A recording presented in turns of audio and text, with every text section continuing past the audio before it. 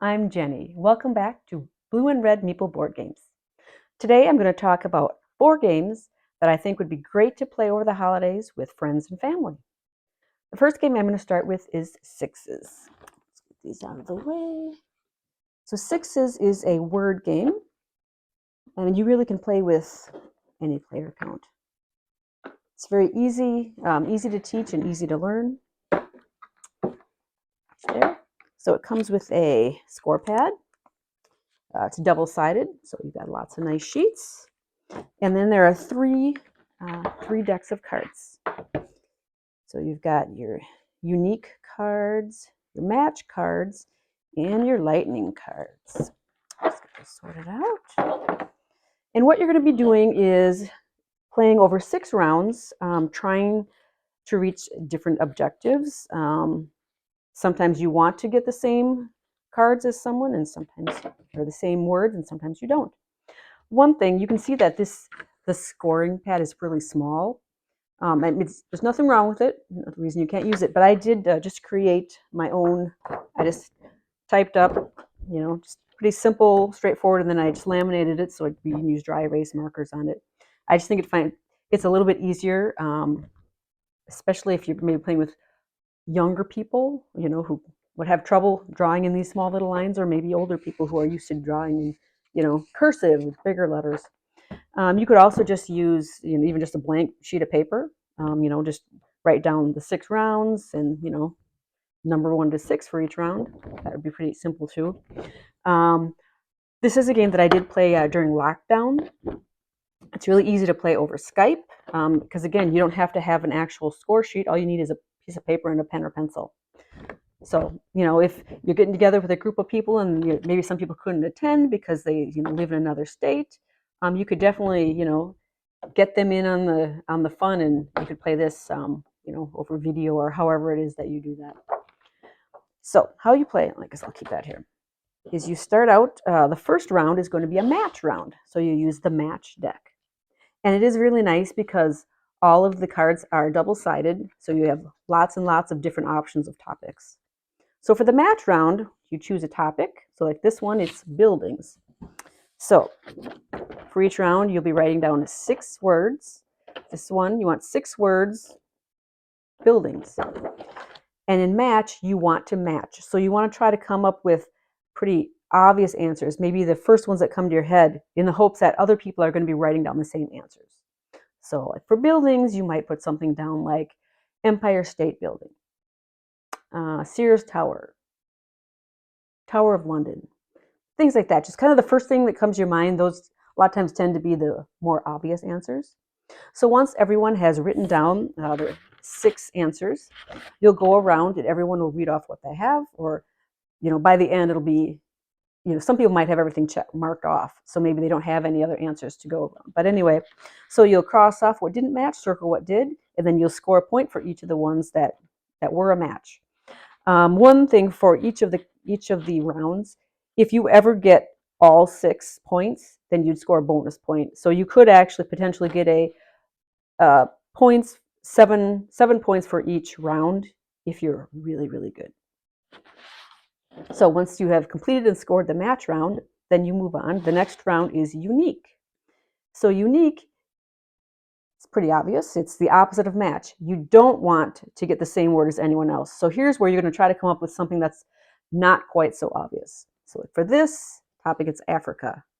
So the first thing I think of is elephant. So I definitely wouldn't want to write down elephant because someone else is going to think elephant. So you want to think of 6 things related to Africa that other people aren't going to put down. And one other thing, so say someone put down Sahara Desert, and then someone else put desert. You can decide as a group if they're the same or they're not. So can be sort of like when you play Scrabble, and is that really a word or not? You can, amongst the group, say, okay, is that the same thing or not? So that's unique. Then the third type of card is lightning. So this one is the same as match, where you do want to get the same answers, but the difference is, instead of just having one word and writing 6 different answers, you have 6 words and you write one answer for each of them. So at this card, it says hand tools, constellations, football teams, kitchen utensils, construction signs, and money. So like for hand tools, the first thing that comes to my mind is hammer. Constellations, I think Orion. Football teams, you could pick anything, college, high school, Green Bay Packers. Kitchen utensils, spatula. Construction signs, slow down. Money, you could put a dollar bill. And then you'd go around and hope that someone else got something the same as you. And, depending on who you're playing with, maybe, if you're playing with younger kids, you could always definitely go through and try to find easier, maybe easier topics if there are any. But you can see there's all kinds of, you got hairstyles, Greek gods, snakes, big box stores, 1980s action movies, woodwind instruments. So there's definitely topics, in these cards for everybody. So once you've gone through, you do the same thing. You score, cross off what you didn't get points for, add them up right to the side, and then you're going to go through and you have one more turn for each of those topics. So now we'll go back to match. So then you'll pick another card. So like this one, school. School, you could put the name of a school. You could put maybe things that you bring to school, classes you take in school. You could say PE. It could be lunchroom, all kinds of a great range of things. But again, for match, you want to match. You want to try to come up with things that you think would be pretty obvious. And this is where it can be kind of helpful if you know some of the players that you're playing with. So like say you're playing with a sibling, you might think of your elementary school and put that name down, or your high school, or something like that. And it does also say in the rules that this is a really good game to play as kind of an icebreaker for people that you don't know. And yeah, I can see how that would be fun as well too. And it is fun to kind of see how people think. How many people think of the same things when you're trying to get the same things. So that's match. And then you would go through and you do unique again, pick another category. Oh, here you've got appetizers or horses. You can see there's just a great range of things. Again, trying to get your own unique answers. And then you would do one more lightning round. You'd flip your card, choose your topics, and then go from there. So once you've scored up each of the 6 rounds, you just total them together, and then whoever has the most points is the winner. So you can see this is definitely a game that would be easy to introduce to a multitude of players. It's going to be really fast, easy to learn, and it's a fun game that you probably will play more than once in a row. I know we usually play at least 3 games in a row. And I have played this with just 2 players. I've played it with 3, 4. I don't know if I played it with more than 4. I probably have a little bit more than 4. And I have found that it's fun at all player counts. So that is 6s. All right, the next game that we're going to talk about is called Fuji Flush. This is another card game, but this one is with numbers instead of words. So in Fuji Flush, you've just got, it's really simple, just a deck of cards, and they are numbered from 2 to 20. The lower numbered cards there are more of, and there's less of the higher numbered cards. I believe 16 to 20, there's only one. So if you happen to have one of those higher numbered cards, that's a really good card to keep. Because in this game, you are going to be dealt a certain number of cards, and it does change depending on the player count. And the winner is the first person to get rid of all of their cards. It is very nice. In the rule book, they do break out the number of each of the different card numbers so that you do know that. And they have a really nice little example here of how a round plays, and I am going to go over that. So you'll start out, you just set up a draw deck. So you're just going to have, there will be a draw deck and a, how my table moved, a draw deck and a discard pile. All right, so say everyone is going to lay their cards, out. So you'll go clockwise. Everyone will just lay their cards in front of them. So say the first player lays a 6. So you lay that in front of you. The next player lays an 8. An 8 is higher than a 6. which means that the 6 is going to get flushed. So whoever played the 6, they'll flush their card. It goes into the discard pile, and then they have to draw a new card to add to their hand. Now, as I said at the beginning, the object of this game is to get rid of your cards first, so you don't want to have to be drawing cards. So what's left is the 8. So then say the next player lays a 7. A 7 is less than an 8, so nothing happens. You're only having to worry about your cards if someone lays one higher than yours. So the 7 stays on the table along with the 8. So then say the next player lays a 7. So now we have 2 7s. When you have a match, they combine. So then you're all actually working with your opponent. So this is a 14. So the 14 beats the 8. So then the 8 gets flushed, and then that player is going to redraw. So now we have 2 7s on the table, which are a 14. So then say the next player lays a 9. The 9 does not beat the 14, so nothing happens, it stays on the table. So then the last player lays a 14. Now the 14 is equal to this 14, but it doesn't beat it. So the 7s stay, but the 14 does beat the 9, so the 9 is going to get flushed, and then that player has to draw a new card. The 14 goes back on the table. So now it comes back to me. My 7, the combined 7s are still in front of me, so me and the other person who laid the other 7, we get to flush our card. But because our cards did not get flushed during that round, we do not have to draw another card. So now we have one less card than everyone else. So you can see it's really helpful to have higher cards in your hand or to keep multiplying other cards that are on the table. So now we just have a 14 on the table. So then I would get to take my turn, and I happen to have a 17. There's only one 17 in the deck. So we know no one else has a 17, but there are, an 18, a 19, and a 20. So it's not the highest card, but it's a very high card. So I have to make the decision. Do I hold on to this in case someone does have a higher card, or do I use it to flush this player's card? And I think I'm going to lay it. So then the player who laid the 14, they flush, and then they have to draw. So I now have a 17 on the table. And that's how a basic round plays. If your card is under or equal to, nothing happens. And then if it stays, until it comes up to your next turn, then you get to flush it and you don't have to redraw. So just to kind of clarify, when you're laying cards of the same number. So say the next player lays a 4. We still have a 17 on the table, the 4 would stay. Next player lays a 4. So this 4 becomes an 8. And then if the next player also laid a 4, then it becomes a 12.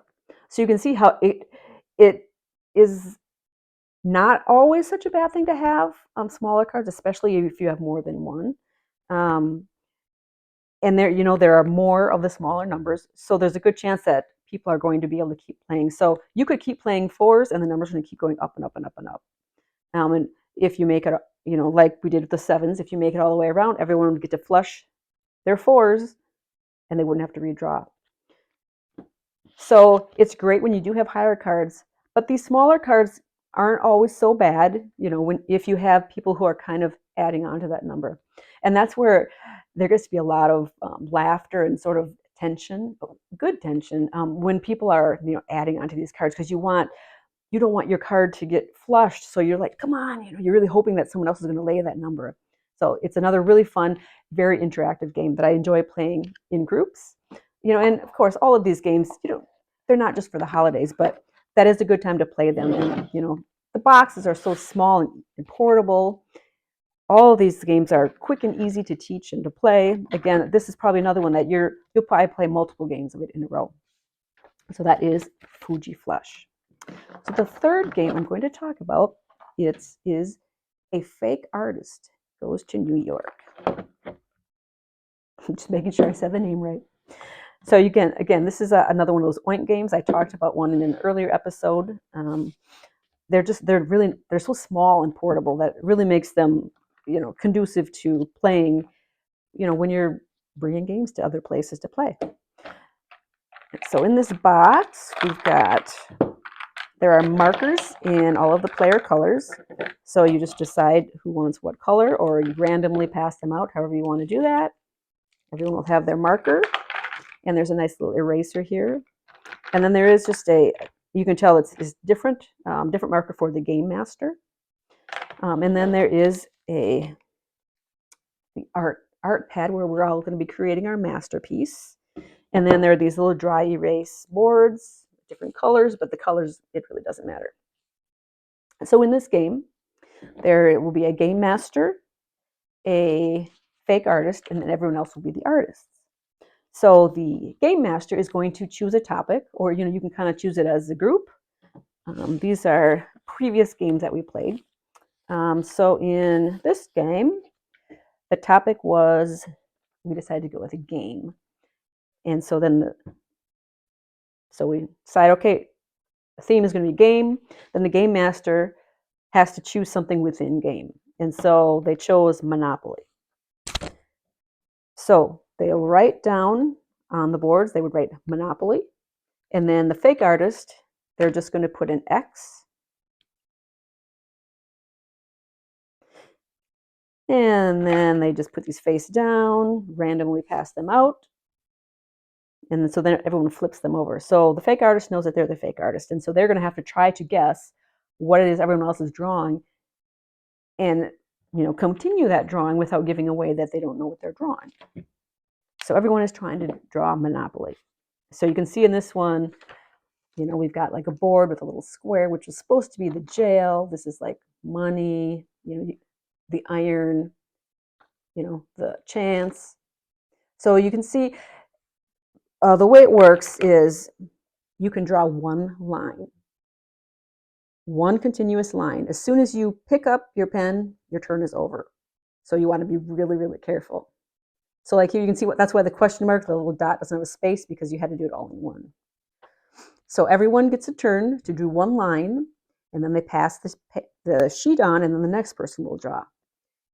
Now you can continue something that someone else has drawn, or do a completely different lines. You can see there are a lot of separate ones in here. We had another one where, like this one, the topic was food and the word was taco. And you can see like here, someone started what looks like a bottle and someone finished it. So you can do something completely different than someone else, or add on to what someone else has drawn. So you'll go around, and then it'll come back to the first person to draw. They get a second turn, so everyone will get 2 lines to draw. Once that's done, you have 3 seconds to try to guess who you think the fake artist is. So when everyone's ready, then you'll point. Now, if whoever has the majority of the people thinking that they are the fake artist, they'll reveal if they are. And if most people have pointed at them, then the artist will win. But if that person who does not get the majority of the people pointing at them, then that means the game master and the fake artist win, except to win, that fake artist has to guess what the word was. So they win, but to really win, they need to guess this. So if they guessed Monopoly, then they would like super extra win.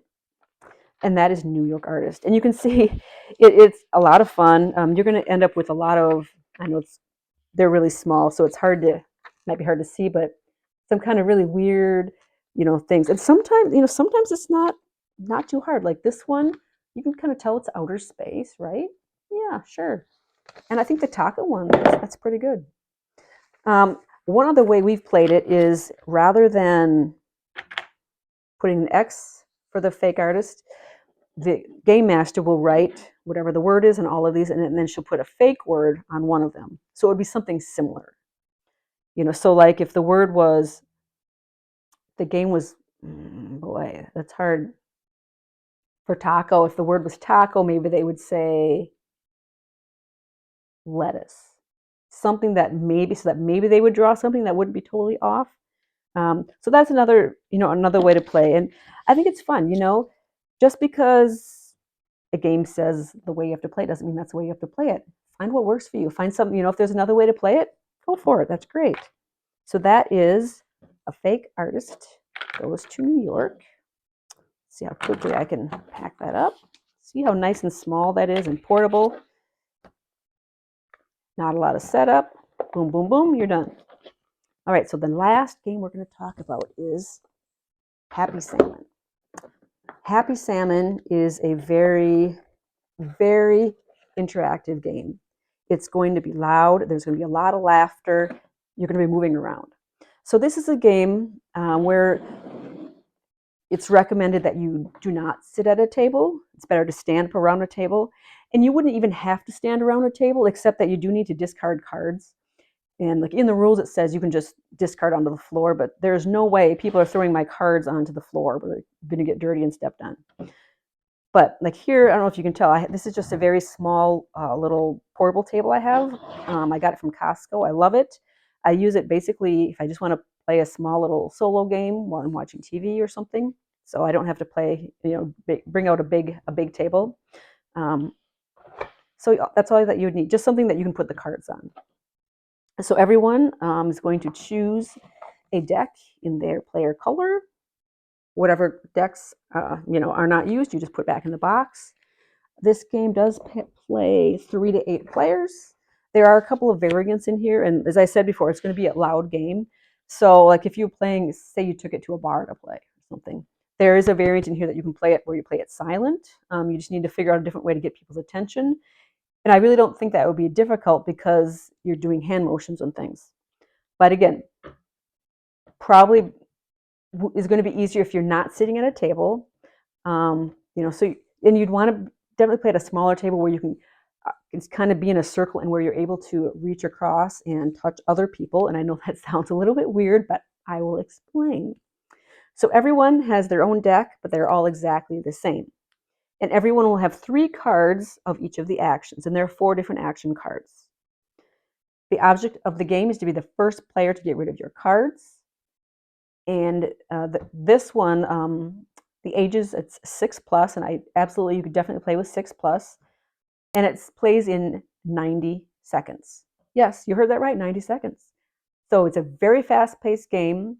It's going to be fun to watch and fun to play. And there's a good chance if you have more than 8 people in your group, other people are going to want to jump in. So you can see it's going to be, the games will go fast so other people can play. You can kind of go in and out. So everyone will be holding their deck of cards so that they can see the top card, but only the top card. Again, you want to get rid of your cards as quickly as you can. So what you're going to be doing is doing the actions according to the card that you have, trying to find another person doing the same action. And when that happens, you get to discard your card and move on to the next one. So the actions are high five. So high five, you're going high five, high five, high five until someone else in the group high fives you. Then you get to discard your card, go on to the next one. The next one is fist bump. Fist bump, fist bump, fist bump, fist bump until you fist bump someone. Get rid of your card. The next action is happy salmon. I think this is my favorite one. So here you're going, happy salmon, happy salmon, happy salmon, until the next person happy salmons you. Then you get rid of your card. In our family, we like doing, give me some skin. But happy salmon is good too. And the last action is switch it up. So if you're switched up, you say switch it up, switch it up. And then what you do is you actually switch places with the person who switched it up with you. So you can see it's going to be loud. There's going to be a lot of laughter. There's going to be some moving around. This would definitely be a good icebreaker as well as sixes because you don't have to, you don't have to have any skill at all. You don't have to have played games. It's just fun. You don't have to remember rules or anything. You just do what the action says. One other thing. So say if you're going switch it up, switch it up, switch it up, and no one else is switching it up, just put it in the back of your, the back of your deck. That doesn't mean you are avoiding that card. It just means you're going to move on because you don't want to waste a lot of time waiting for someone else to match your action because you're trying to get rid of your cards as fast as you are. And now I got switched up again. It's still nobody, so I'm going to put it back. And then high five, high five, high five. Get rid of that one. So you can see it's going to be really quick and easy. There's no way you're going to just play one of these games. You're going to play a bunch of them in a row. So this is another really fun one, especially, if you're playing with people that, don't play games, if you're playing with people that you don't know, again, because you're just going to be calling out, these actions. So it'll be a lot of fun, and it'll definitely be a way to sort of get people warmed up and ready to start interacting with people if they're maybe shy or just they're with people that they're not comfortable with. This is a really good way to to change that and get the party rolling. So that's Happy Salmon, A Fake Artist Goes to New York, Fuji Flush, and Sixes. So I hope you all enjoyed this video. I hope at least one of these games sounded like something that you would like to play, and maybe you've already gotten to play them. If not, maybe you'll be lucky enough to go to someone's party who has one of these games. So play games, have fun with your families, enjoy the holidays. This is a really wonderful time of year. Again, these aren't just games for the holidays. You can play that at any gathering, but this is the time of year when this is the kind of game that I really think are fun to play because they're so quick and easy. They're not hard to learn. No one's going to be intimidated. They're not going to be afraid to jump in. So I hope that you enjoy these games, have fun with your families and friends. Until next time, keep playing games. Goodbye.